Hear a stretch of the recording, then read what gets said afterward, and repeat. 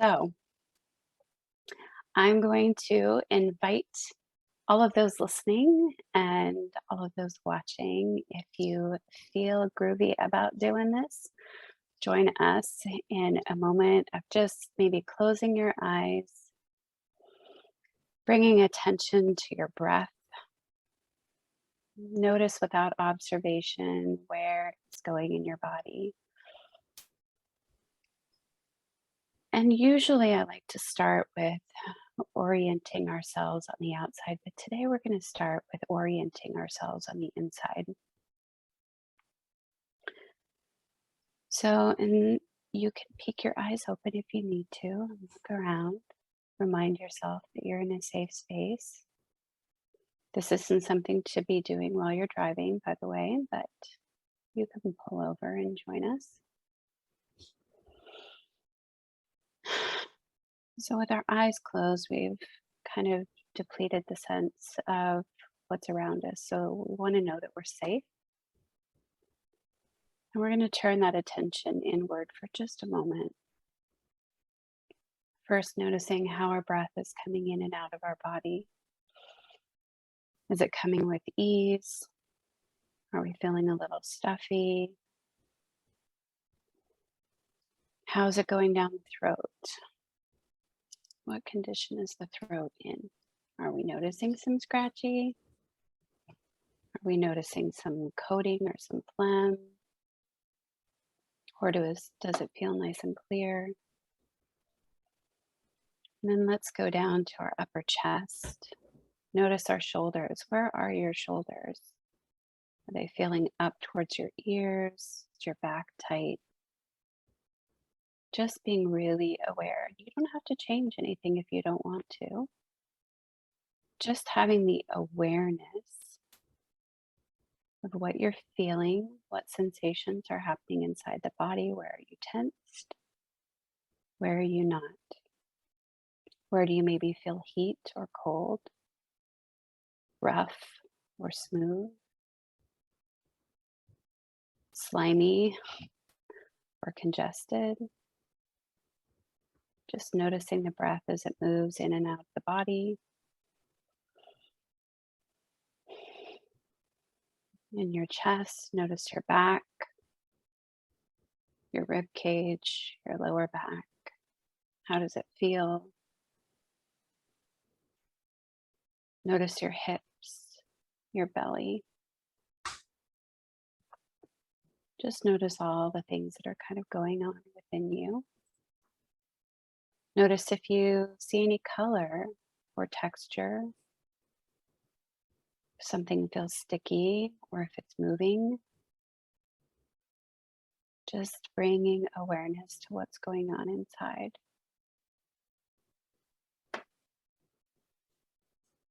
And then down your legs, all the way to your toes.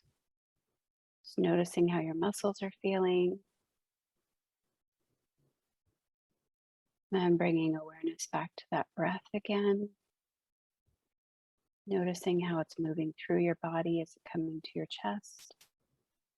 Is it staying pretty close to your throat? Or is it coming all the way down into your belly now? And then I want you to just think for a moment about little tender roots going out the bottom of your feet and making contact with whatever is underneath you.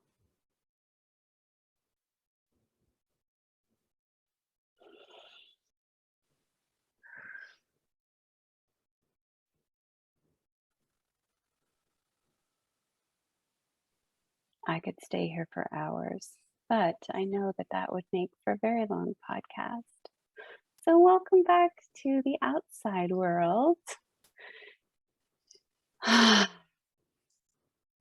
And take a look around. Just notice where you are.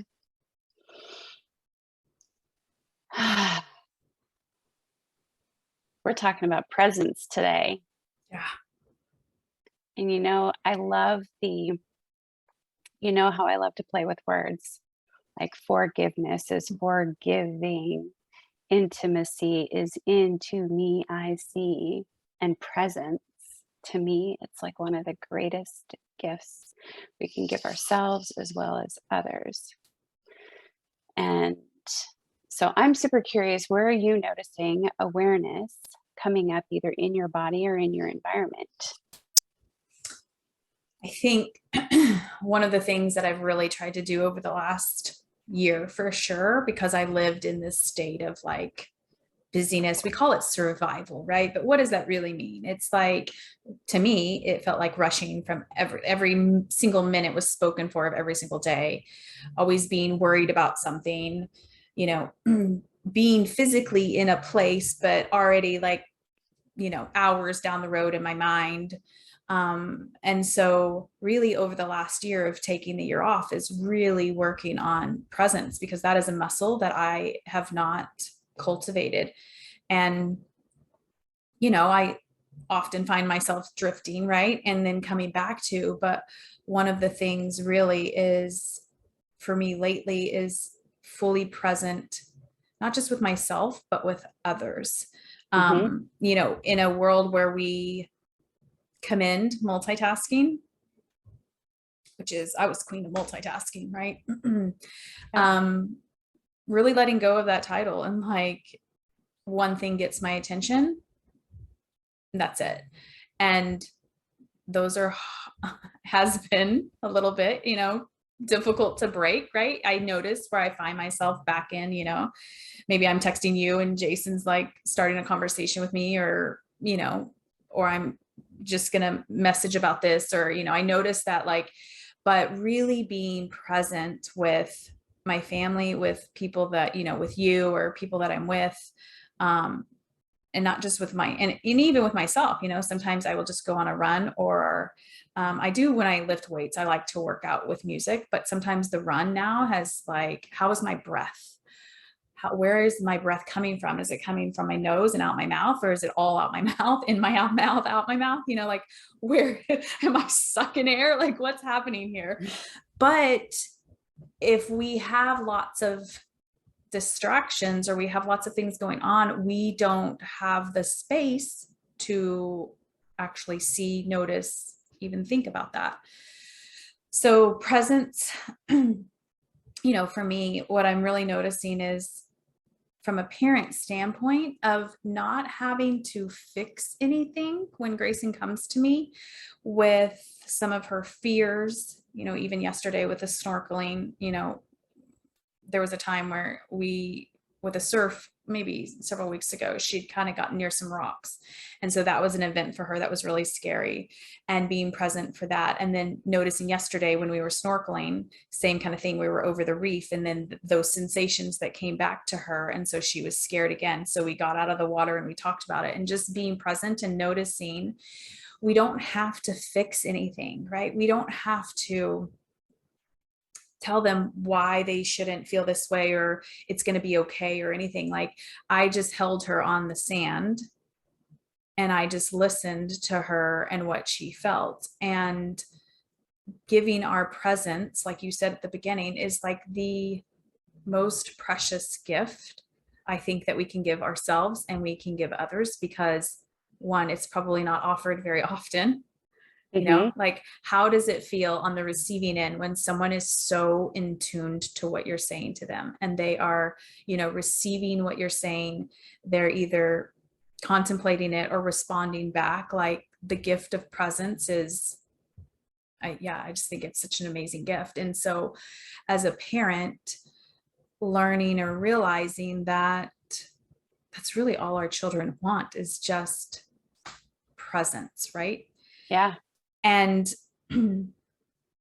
being there for them in that regard. But if we are in this, which I had been for 40 years, right? If we are in this survival mentality, we don't have that space to give presence. And I don't beat myself up hard like I used to, but there's a lot of, you'll get the photos on your phone, like remember this day, or how iPhone pushes that, or I don't know what Android does, but they push Or that to, Facebook or yeah, yeah. whatever, right? Whatever tool you're using. And there's lots of times where I physically remember taking the picture but I also remember my state of what I was in, of just stress so much. And so the gift to give myself and, my family, my friends, others, is just being present. Because really, I know it sounds so cliche, but like, that's all we have. We have now and now and now and now and now. And I know Abraham Yeah. talks about that, but really that's what we have. And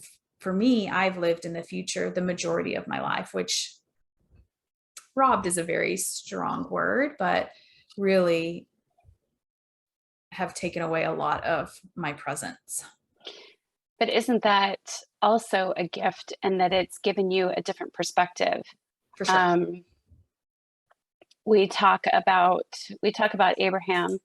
Yeah. What we are referring to as Abraham Hicks, um, and the contrast. Like Abraham talks about contrast, sometimes seeing what we don't want Yeah. in order to know what we do want. And I'm just thinking about, like, I feel things in my body.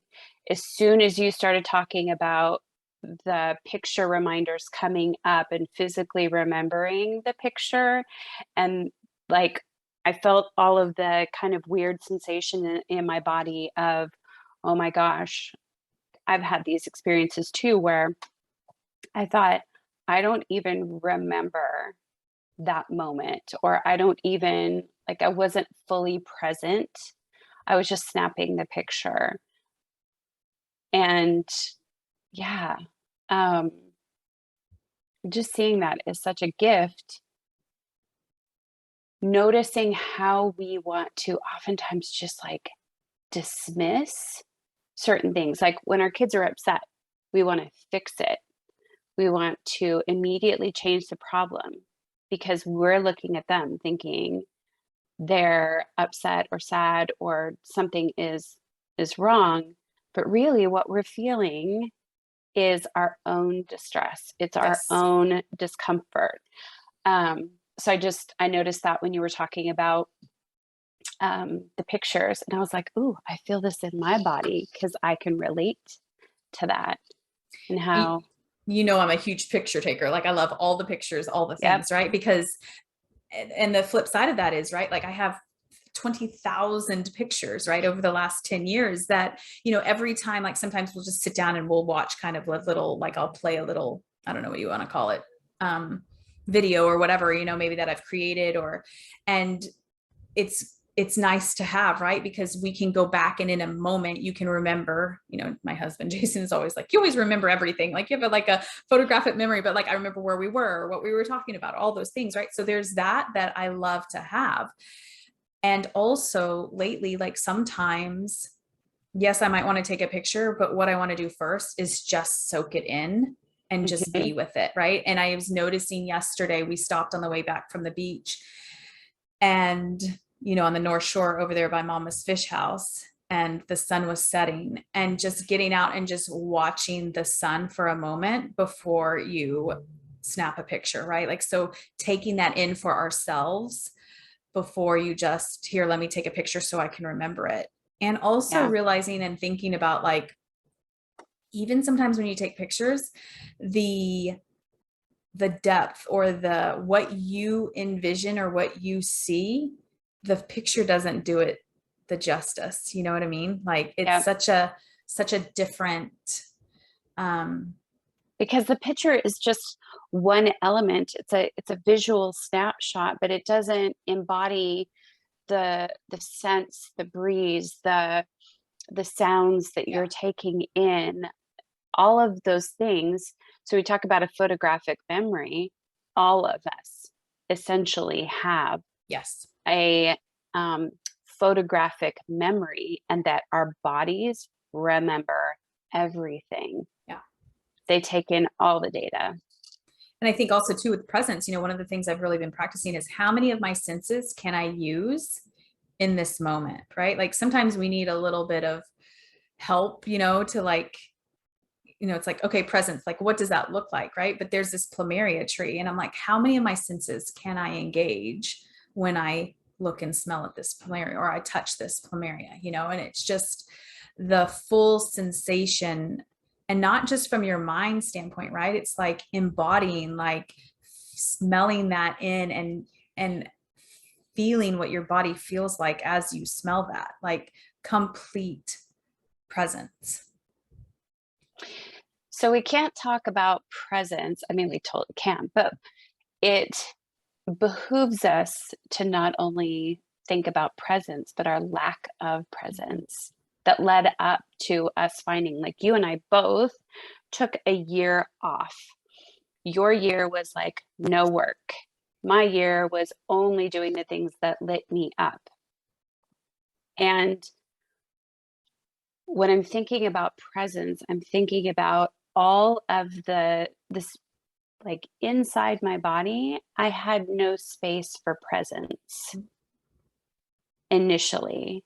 So I'm I'm wanting you, or I'm curious if you are open to sharing what um, what awarenesses you're starting to see from Erin before lack of presence. And you know, we all have to do this. We all have to do this journey on our own. We all have to find the right way for us. And I'm so curious if you've thought about what that recipe has been for you.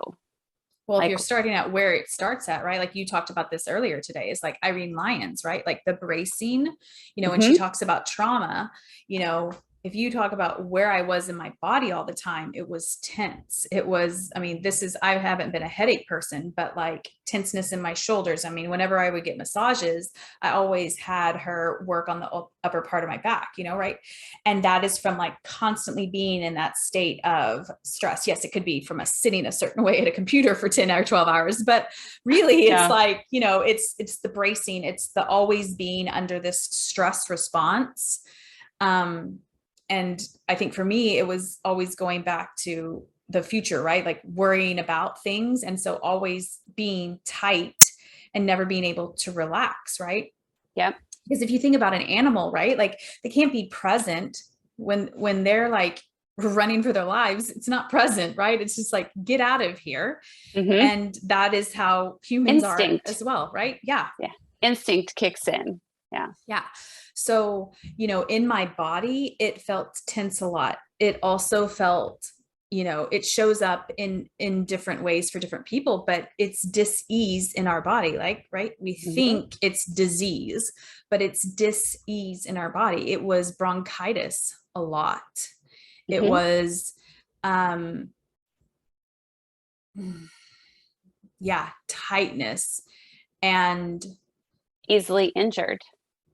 yeah, and agitation, and agitation and frustration feels very familiar and similar in my body, but those types of feelings. But when I think about presence, I think about like relaxation, and not like relaxation on the beach. I mean relaxation as in just like at ease, Hmm.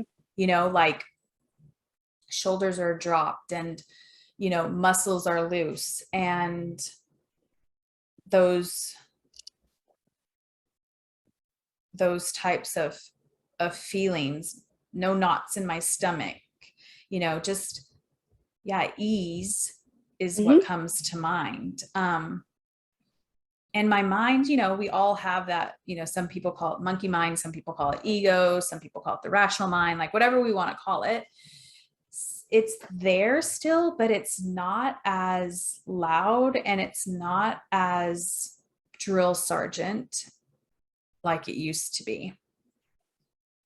So, what's the number one question that you are aware that people will ask you about then versus now? That they'll ask me like, what's the biggest difference between. Um, I guess what's coming up for me is like a lot of people are like, okay, this is great, but how? How? Yeah, we always go to the how, right? Like that is our, well, first of all, that makes us feel really warm and squishy inside, because if we know how, then we know we can feel okay, right? If we do this and this and this, Hmm. then we can feel okay, right? And so we want to always go to the how because that feels really good, right? Yeah. And when I tell people, like several people have asked me that, like, okay, the short answer, either way, you're not going to necessarily like what I say, but the short answer is like, I felt what I needed to feel. That's the very short answer. How did you do it? I felt my feelings, right? Yeah. That doesn't give an insight into like what exactly that looked like. But if you want to know how I did it, that's what I did. But what does that actually look like? Who did I have to return to? Right? It looked Hmm. like lots of slowing down. It looked like a lot of saying no. It looked like a lot of crying. It looked like a lot of discomfort in my body when, you know, people were disappointed. It looked like, lots of low vibration emotions and high vibration emotions, right? Hmm. And that's not the sexy thing that as a society, we want, right? If you want to lose weight, it's like, how can I lose, I don't know what people do, 15 pounds in 2 weeks or whatever they try to do. I have no idea what people try to do, but like, or whatever it is per month, or, it's like, Right. how can I hurry up and how can I do this as quickly as I can, right? Right. Versus what actually am I going for, right? What kind of life am I really wanting? What is my, and I have said this and it's so cliche, but like, what is the journey that I want to experience along the way? Because we all have been sold, if we have this, if we do this, if we are this, then we can feel this way, right? Yep. But we can feel, and that is one of the things that I have had to work on, because I thought if I had X amount of money saved, then I would Hmm. finally get to relax, then I would finally get to enjoy my life. But, and I've talked about this numerous times before, but that's just moving your goalpost, right? Because that safety isn't there within. So you will always move your number because you're searching for things externally versus, going within. And so we can feel how we want to feel now. Yeah. I think that's probably one of the hardest things to wrap our minds around, because our minds have kind of, I talked about this morning, and when I say I talked about this morning and you referenced that, we have some Marco Polo exchanges on, like, when we're out doing things. And this morning, um, I was noticing, like, with presence, um, the process that I have gone through, first even having an awareness of what we're feeling, and how that can be really hard if we don't have safety.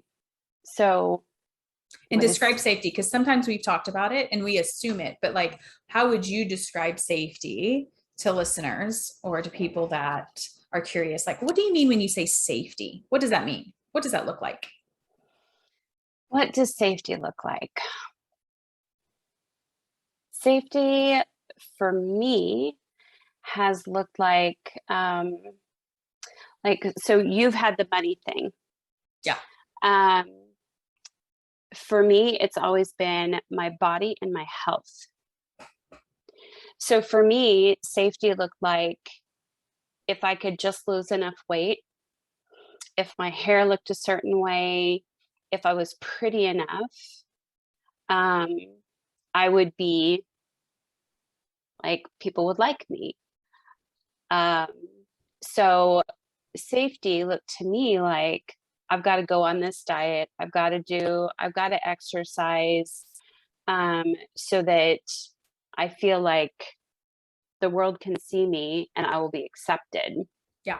That's really, Those, safety is really, if you're, what does it really mean? I think for all of us, it means like acceptance for who we really are, right? yeah. Allowing ourselves to be our real, vulnerable, authentic selves, and Hmm. accepting ourselves first and foremost, right? But also knowing that that's okay to show up as who we are out in the world.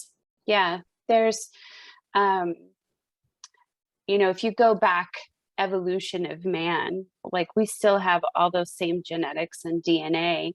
Safety is, it's like the deer that I experienced several times today, several different deer actually.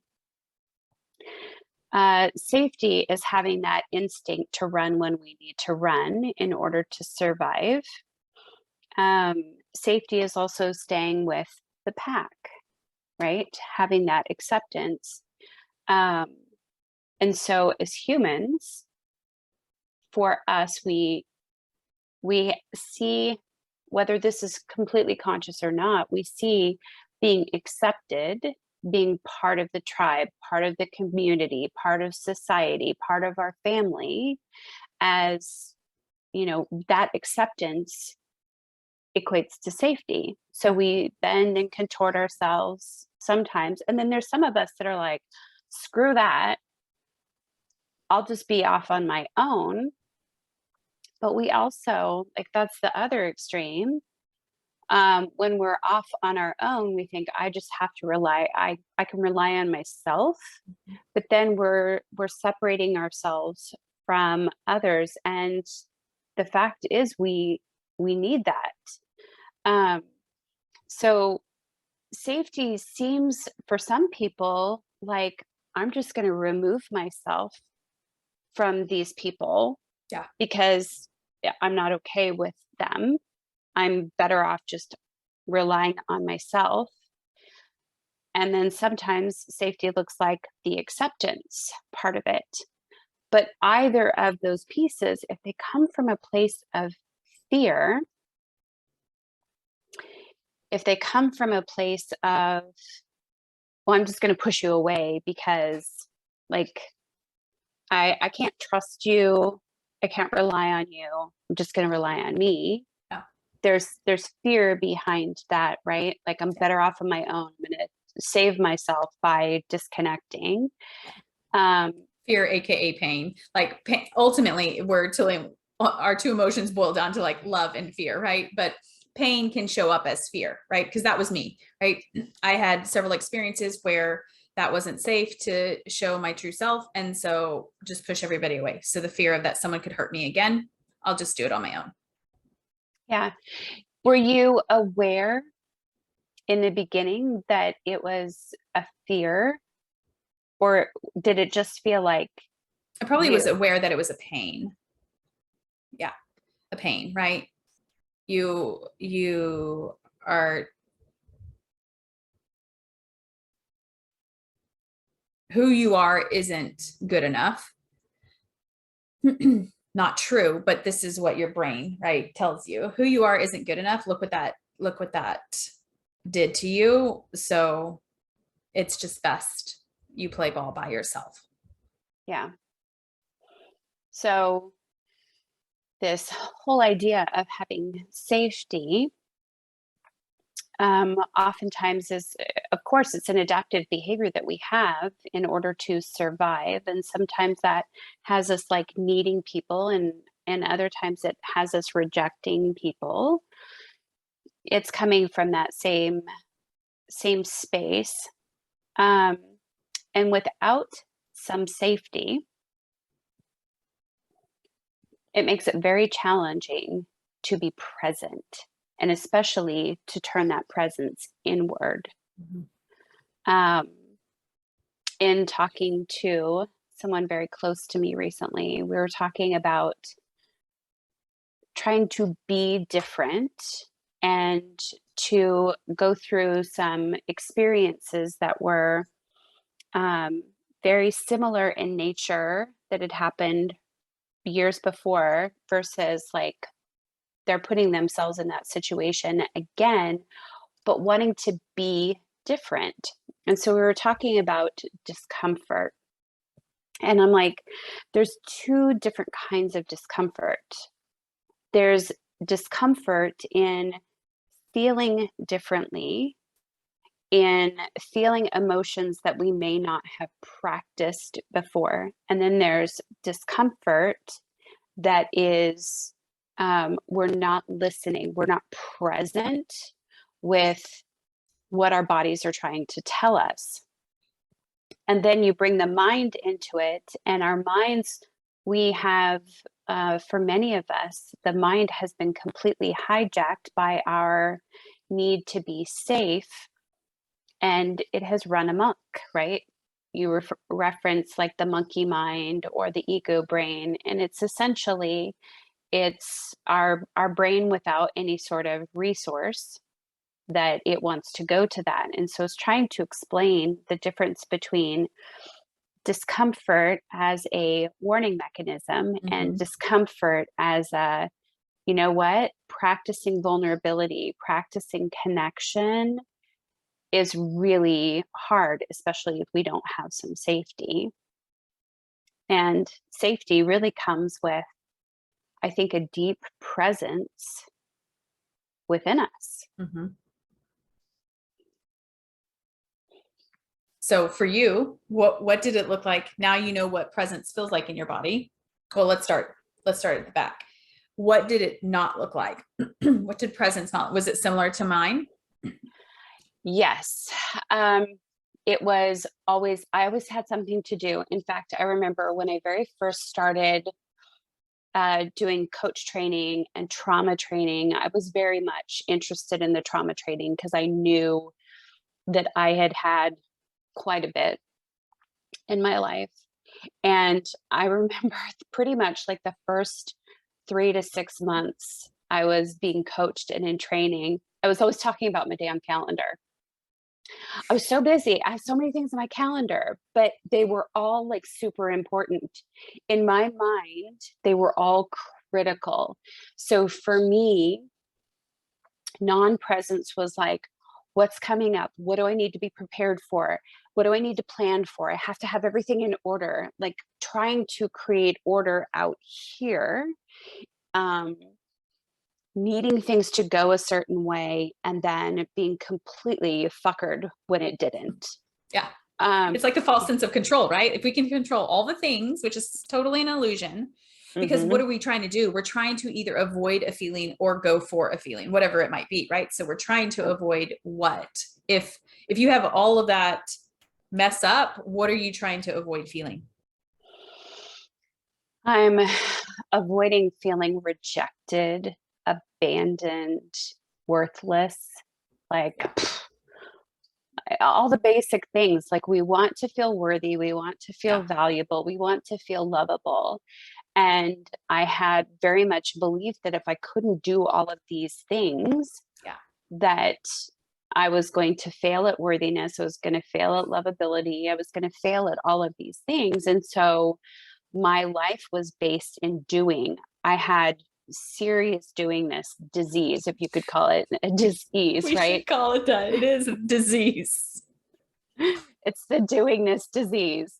Um, and it like I would seriously look at my calendar. I had it all like I have a Google Calendar, you guys, and I had like different colored calendars for different things. Like one was work, one was things I had to do out and about, one was things I had like engagements with people, one was engagement with Exhausting. like, oh my gosh, right?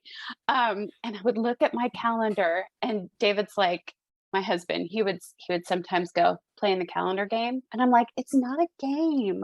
I have things I have to. And he's like, you're in charge of your calendar, and I'm like, no, I'm not. Like I have to be available when my client, especially for all the years I did nails, Mm-hmm. I have to be available when my clients are available. Like Yeah. I don't run my calendar. And he's like, yeah, you do. Ugh. I would get so mad at him. He's like, you're in charge of your calendar. Oh, that was maddening because I couldn't see it. I Also, didn't. it's a tricky way for your brain, right, to not get you to be present, right? Like we aren't always on to our little wonderfulness upstairs, but that's what it's doing, right? Oh, It's yeah. trying to not keep us unmanaged. It's trying to keep us not in the present game, right? Hmm. Because it is this adaptation, it is this way that we have come to do.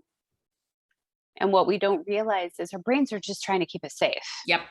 Like the mind is just trying to keep us safe. Yep. So sometimes that creates for some people that will create a hypervigilance. Mm-hmm. Like they're always looking for every possible problem, issue, breakdown, to try and control, to try and fix it ahead of time. Yeah. Or for some of us, it can be a complete shutdown. It can be that dive into depression because we feel like everything's already happened and we can't go back and make it different. Yeah. That's also the other part of the illusion that if we could just go back and fix that thing that happened, if this thing had just never happened, then everything would be okay. Yeah. Right. And so we lose our safety there sometimes with being stuck in our past, which is not present, or we're in anxiety. We're always planning for the future. We're trying to control, predict our outcomes. We're trying to have a plan for that. And again, we're not present. And so either way, we're either trying to create a predictable future. Yeah. Or we're trying to live in our past. Redo our past. Yeah. Like, let's avoid this pitfall again. Both of those cases, though, we're not present. Yeah. So finding some safety, I think, really begins with just some awareness and allowance. Yeah. Really allowance, right? Like for sure awareness, and how much this goes back to, we don't have to fix anything, right? If we just allow the emotions to come up, if we can just be present for the emotion, then it can pass through us. But it's the resistance and the pushing and the suppressing and the repressing and all of the things, the tactics that we try to do to not. And law of attraction comes into that. Like always seeks like. And so with law of attraction, it's universal. People talk a lot about manifesting and law of attraction when it comes to money, right? Mm-hmm. They don't, I don't think as much is talked about law of attraction with our emotion. We'll have an event happen and we're so stuck in that, like, oh, I had a disagreement with my spouse. Okay. I need to be right. Like, why can't they see that I'm right about this? We're stuck kind of in that space of needing to be right, or maybe we're questioning if they were right and we were wrong, which also feels terrible. And so, God, you just ever have those moments where it's like everything just went? Yeah. Well, how you're saying law of attraction with emotions. So the more that we like stay in, right? Is that what you're going to say? The more we stay in it. Okay. So here's what I want to point out, because I think that is very important to say. And also it is not meant to not feel our feelings, because this is what I did for a long time, right? We think, oh my gosh, if I feel this way, I'm going to keep attracting more of this. But that is, but what we're actually doing is resisting what we are feeling. And that is why we create more of it, right? Versus actually allowing ourselves to feel it, let it come up, let it be felt, let it pass through us. And then we get to decide, how do we want to feel, and choose that powerfully. Because I think for a long time, I was like, well, I feel angry all the time. What am I going to continue to do? I'm just going to attract anger. I don't want to feel anger. I don't want to feel anger. I don't want to feel anger. Yes. Versus, no, this is years of anger that needs to come up and out of me. It's not going to last 40 years because that's how long I had it, stored up, right? Because that's a lot of fear. Even more than that, though, because you think about your parents, yeah, the generations. Right? Yeah. But I hear a lot of people say, well, I've got, 50, 60, 70 years of anger. Yes, we know we have generational anger too, but it's not going to take you. Their concern is, if I feel this anger, I'm going to feel this for 70 plus years, right? No, you're not going to. It's going to pass and move through you. And then that gets to boil over and be done. And then we get to choose how we want to feel. So it's like both, right? It's like, yes, we always want to feel what we feel, be present with it, allow that, let it come through us, let it move through us. Motion, energy in motion, right? Okay. Yep. Let it take its course, and then let us decide how, what is our the feelings we want to feel on a regular basis. Like, what is our baseline, right? Like, so my baseline for a long time was anger, frustration. Mm-hmm. So I had to release and move through that. And then now it's more so of gratitude and curiosity and things of that sort. Do I still feel angry sometimes? For sure. But does my dip go like this and then it comes back up much faster? The recovery is faster, but my baseline is more at a different vibration than what it used to be. Yeah, for sure. I So love it. go ahead. Sorry. I was just gonna say, I love it when I'm like, I had this whole thing, I could see it, and then spirit was like, nope. When I talk about spirit, I talk about my guides, my inner knowing, my sometimes like that, just that connection that I feel. And it was like everything just went whoosh, and it was clear. Like after everything you just said, I'm like, oh yeah, that's why. Mm-hmm. Yeah. So now that you are present, Yeah. and we don't do this perfectly, right? We get out of, we do multitasking, Well, because your husband, speak for yourself. Like a shit glitter. Like I'm perfect. I'm so perfect. I'm like, because I'm pretty sure your husband said the other day, I don't know if you're talking to me or you're talking on your Marco Polo. But like I'm we go perfectly me, my imperfect self. Anyway, I just had to laugh about that. So how does it show up now for you? Like, what does it feel in your body? What does presence feel like in my Yeah. body now? Yeah. Presence feels like having an awareness that something is going on in my body and just being curious. Like this morning, as I was walking up the hill, and I shared this with you on Marco Polo, I noticed that my left ankle was feeling uncomfortable. Yep.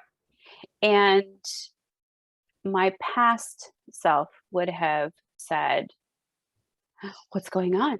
Something's happening with my ankle. I need to go to the doctor. I need to have it checked out. Like going There's that outside. hypervigilance, right? Right, exactly. That was Yeah. the hypervigilance for me. And this morning, it was just like, huh, curious. What is the body trying to show me? And while I still very much will have emotion come up, sometimes out of the blue, sometimes I'll just start crying. And my husband's like, what's up? I don't know. It doesn't feel like, sometimes it feels like love. Sometimes it feels like sadness. Sometimes it's just like, I don't know, apparently my eyes need to leak right now. That's cool. But walking up the hill this morning, when my ankle started being weird, I was aware that I'm like a little curious. Maybe it has to do with the house that I'm walking by right now and stories from my childhood or an experience that I had in my childhood. So presence for me now looks more like curiosity. What's going on with my foot? I'm not jumping to a conclusion that something is wrong. Yeah. I'm just being really present with it and noticing, okay, if I move to the other side of the street, does that change? If I just stop for a moment, does that change? Just being really curious about what message is my body trying to tell me. And then once I acknowledge it, like now things will, like I sometimes I might sit with it, um, and it will shift. Presence can also look like, I was a couple of days ago, I was like mad cleaning, just not mad cleaning, but I was like wanting to clean. It just felt really good to clean and create order. And I was sort of playing with this idea of creating order within me by creating order outside of me in cleaning. And at one point in time, a closet door was just behind my elbow and I smacked it really hard. And in the past, I would have maybe been like, oh God, you're such a dummy. Why aren't you paying attention? I would have had that sort of thing Story. coming up. Exactly. Coming up in my mind. you're being careless. Oh, you should have been paying more attention. Um, versus now, like just stopping and holding and being like, let's let's come back into presence. Just like not admonishing myself for having just smacked myself, pausing. This is some of this is stuff that I learned with Irene Lyon too. Just coming into awareness of being present. And then with Dr. Hawkins, Yeah, I I'm was gonna say like, Dr. Hawkins with just like being present, right? We give yep, it our attention and then it's good. yeah. Yeah, it's like I'm just gonna sit with it and be, I can stop what I'm doing and just be with this. And then what I'm finding is then that pain goes away. There is no bruise afterwards. It's like if you just stop and acknowledge the body, and then I'm like, "Oh, you're safe. It's okay." Like you just you were, you were in the groove Yeah. and lost awareness of the proximity of your surroundings. But that's not something to like Story. I, We don't have to story everything, right? exactly. And like, I would love for you to expand a little bit more. Like, you had me expand on safety a little bit, expanding on story, like the stories that we tell ourselves when we say story. Well, and I always say it, I don't say it right. I think it's like a Buddha and this Buddhist fable. I don't know what the word we want to use. It's not a poem, right? But they talk about these two arrows. And I know I've mentioned this in other podcasts, but the first arrow was just you hitting your elbow. And if you're Hmm. just sit with the elbow, then noticing where the sensations are. And most of the time, right, healing can occur because you've given it love, you've given it attention, you've done what you've been present with it. But most of the time, we come back with a second arrow, which you already mentioned. Well, why are you like this? And that was so stupid. And weren't you paying attention? And we just, smother ourselves with these stories that we have created, generated over our lifetime. And one, it takes us away from the present, right? I mean, you Hmm. can't be focusing on your elbow when you're thinking about why you didn't pay attention, what's wrong with you, right? And also, um, it's just doesn't feel good, right? It's just like that's where the suffering comes from, right? It's like Right. we don't need to suffer. Like pain is inevitable. That's part of a human experience, but we don't have to suffer. And the suffering is when we add on all of our stories for, all of the things of why it happened. It's like we don't have to go down the rabbit hole of why it happened, whatever it might be, whether it's you hitting your, you know, I remember this with a coach that I worked with. Sometimes I would want to be like, well, why am I doing this? And she was like, you could go down that rabbit hole for the rest of your lifetime, right? Like, and it makes sense because we think, well, once we understand it, then we can stop it, right? But then our Hmm. brains will just give us, because our brains are problem solvers, so they're just going to introduce something else for us, right? To focus on, right? Or you can just say, like, this is what it is. This happened, or I did this. Now, how do I want to feel about it? Or did I feel what I needed to feel first, right? Like, how did that feel when I did that? And then what do I want to feel moving forward? But yeah, I think sometimes for me in my logical, rational mind, right, I would want to know, because I would think the illusion is if I know why I'm doing it, I can stop. But the reality is you can just stop. You don't have to know all of the reasons why we do what we do, right? Like, Yep. and You yeah, don't have to remember every past yeah, experience that you had. yeah, Um, and we tend to, this was another thing I wanted to touch on because you had mentioned it a couple of times as well. And I think it ties in with presence about how we can, like some of us, we turn to the doingness of the diet or the financial planning or whatever it is, like this solution. Some of us turn to spirituality, self-help yeah, as the thing to help us fix the problem. yeah, And we basically do the same things with that. And there's a, I think in some places in the spiritual community or in the self-help community, so like we have to get to the bottom. What's the root of, what's created this? We're in therapy for years. I spent decades in therapy, Yeah. off and on, right? Trying to figure out why I am this way. Yeah. And then I went from medicine, trying to figure out what's wrong with me, to the naturopathic realm of what is wrong with me, to the spiritual realm, the self-help realm of what is wrong with me. Right? Yeah. Trying. Well, and this is really important because wherever, we take ourselves wherever we go, right? Like the Hmm. reason why you kept going to all the different places was because you had a core belief of there's something wrong with me. Hmm. But only until when you realize there's nothing wrong with me, there's nothing I need to fix, right? There might be things I want to heal, but there's nothing wrong with me. The power to choose what I want to Yeah. change Yeah. came with the awareness.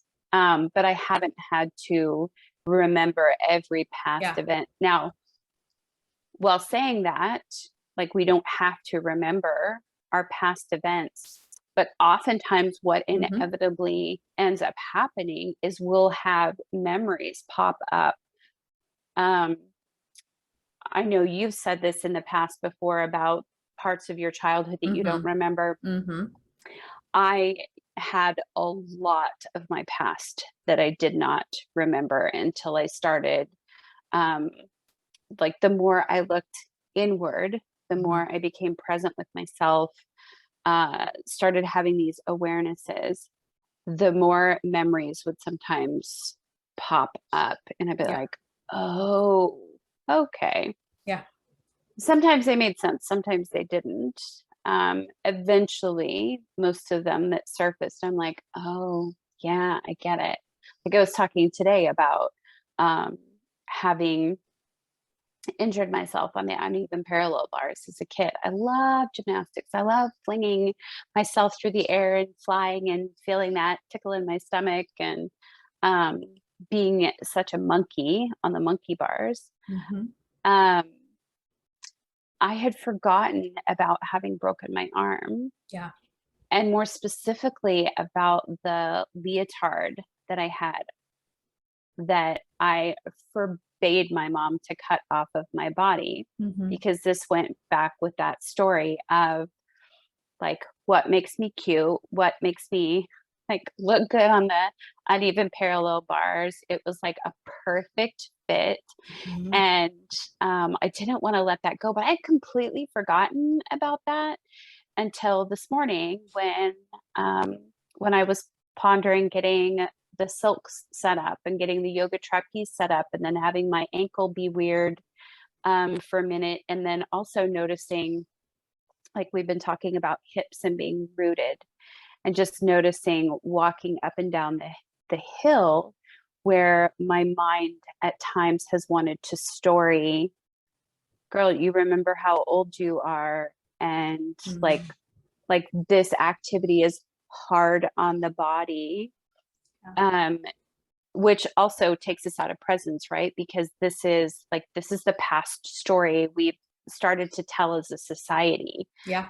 This is what we can expect at this age, this is Mm-hmm. what we can expect with these activities, this is right, all of which takes us out of the present and actually throws us into the past because Mm-hmm. we're believing that that's the case. But anyway, tangent, but not really, like about the memories that sometimes tend to surface then, but we don't have to figure out everything ahead of time, which is that looking into the future. Like Mm-hmm. if I'm going to heal, Mm-hmm. I got to figure out everything that in my past, and we're living at the two Two ends ends of the instead of spectrum, right? Yeah. uh-huh, Versus like if we're just present and as it comes up, and then we just continue to go on. And yeah.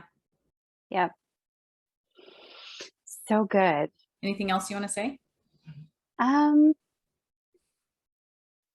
No, I'm just sitting here sipping my tea, noticing warmth going down and all the burping. Oh my gosh. I don't know if those are gonna come across in the recording, but I was laughing because each time we were talking about releasing past stuff and just sitting with things, I'm like, "Ooh, here come the burps."